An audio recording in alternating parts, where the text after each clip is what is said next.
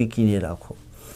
এই ক্রিয়াটা কবে করবে না, এই ক্রিয়াটা করবে যে কোনো শুক্রবার।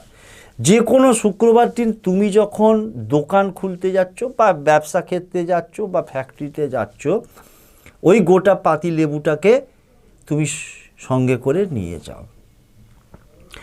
ওই পাতি লেবুটাকে সঙ্গে করে নিয়ে গিয়ে তুমি দোকানে ঠাকুরের স্থানে হোক বা তোমার যেখানে ক্যাশ বাক্স আছে বা ভল্ট আছে বা এমন জায়গায় রাখবে, ওই পাতি লেবুটাকে তুমি ছাড়া অন্য কেউ ছুঁতে পারবে না।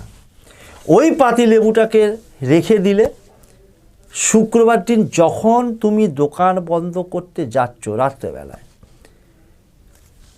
রাত্রি 9টার সময় হোক, 10টার সময়, 8টার সময় হোক, ঠিক দোকান বন্ধ করার মুহূর্তে ওই পাতি লেবুটাকে তোমার দোকানের যত দেওয়াল আছে, যদি 4টে দেওয়াল থাকে তাহলে